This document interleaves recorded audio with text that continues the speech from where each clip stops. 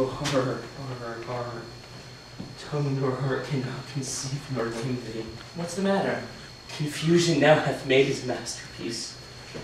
No sacrilegious murder hath broke ope the Lord's anointed temple, and stole thence the life of the building.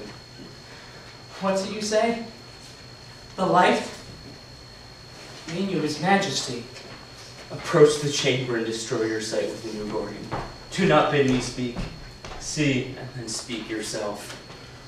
Awake, awake! Bring the alarm! Murder and treason! Banquo and Donalbain, Malcolm, awake! Rise up from your downy sleep, death's counterfeit, and look on death itself. Up, up, and see the great tomb's image. Malcolm, Banquo! Malcolm, Banquo! As from your graves, rise up and walk like sprites to countenance this horror. Ring the bell! What is the business that such a hideous trumpet calls to parley the sleepers of the house? Speak, speak! Delay. It is not for you to hear what I can speak.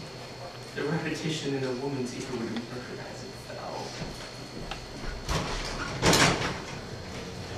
Oh, Banquo, Banquo, our royal master's murdered. Whoa, alas! What, in our house? Too cruel anywhere. Dear Duff, I prithee, contradict thyself and say it is not so.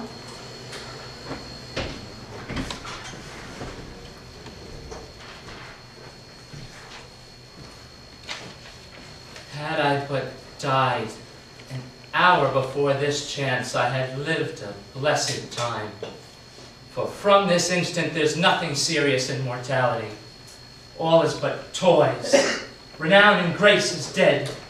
The wine of life is drawn, and the mere lees is left this vault to brag of. What is amiss? You are, and do not know it. The spring, the head, the fountain of your blood is stopped. The very source of it is stopped. Your royal father's murdered. Oh, by whom?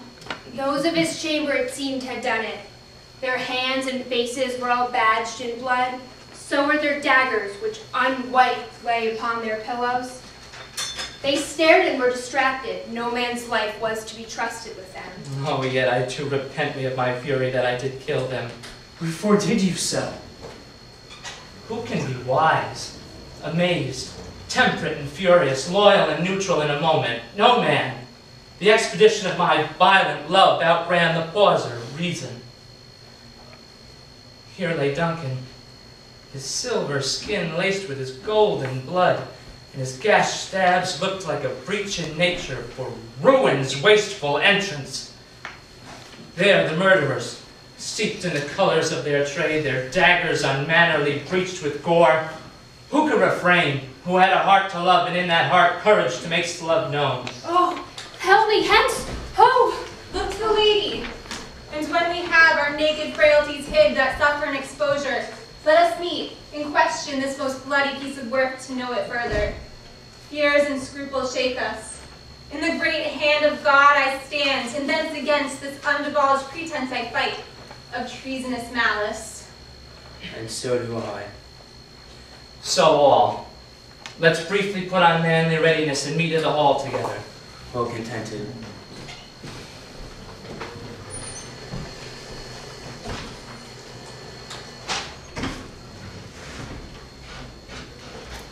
What will you do? Let's not consort with them. To show an unfelt sorrow is an office which the false man does easy. All to England. To Ireland I, our separated fortune shall keep us both the safer. Where we are, there's daggers in men's smiles, the near in blood, the near bloody. The murderous shaft that shot hath not yet lighted, and the safest way is to avoid the aim.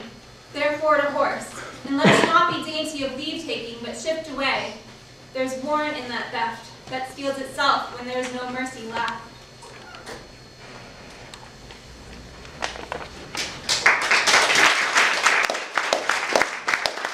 Putting it together, so where you started and where you ended up, you posed yourself some problems that that you solved very well, and that you had fewer actors than roles.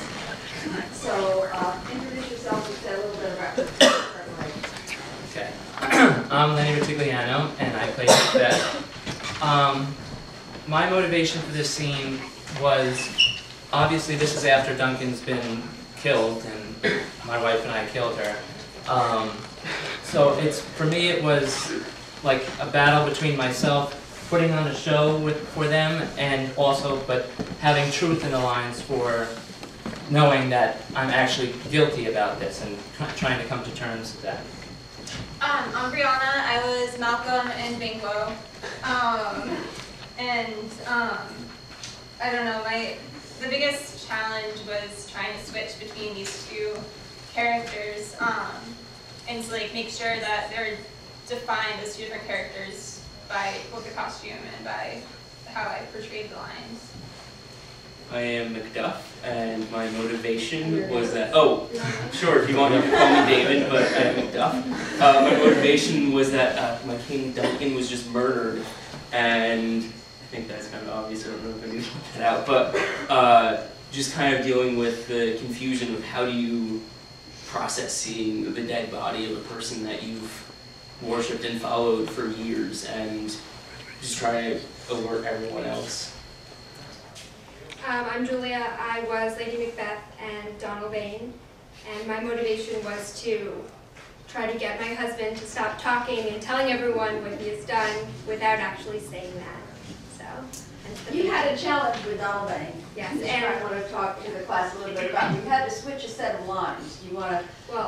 Lady Macbeth had a lot more information in this scene if you know the play than she has any reason to have, because she absorbed some of Donald Vane's. Actually, Lennox's. lines. I was originally going to do 3 Lennox. parts, Lennox. and then it just didn't make sense with changing, so I just and yeah. I mean, it worked. It was less confusing for me to have that knowledge than for me to walk away in the middle of the scene and come back to a new character. Why don't you tell us which speech it was that first belonged to Lennox and now belongs to you?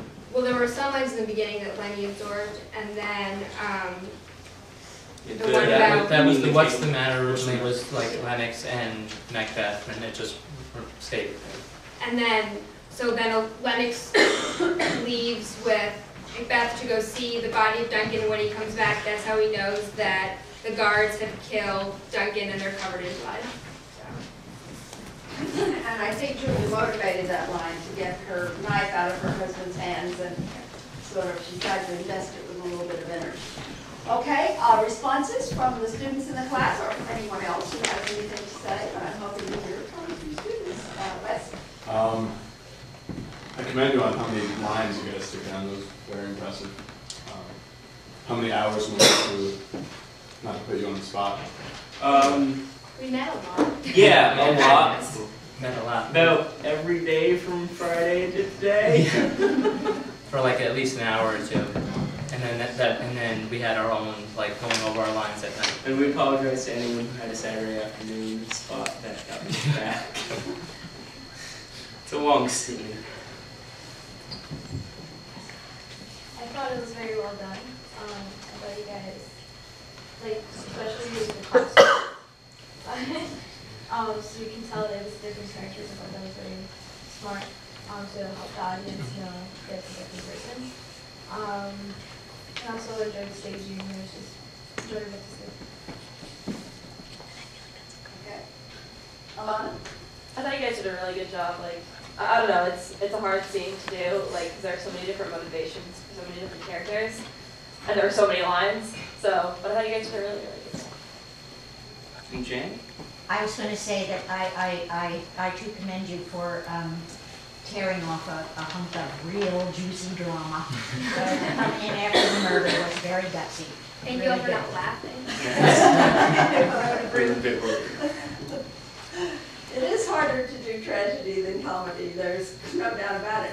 I think the difference between this scene when we saw it just a couple of days ago and now is really quite amazing. I have to commend you for the degree of investment. It's clear you have been working. And I thought that your awakening of the castle, David, was particularly impressive. I certainly would have waked up at that. Any other comments or responses or questions? I just really like how the hands imagery really came through. Who just said? Okay. Anything else? All right, well, thank you again very much.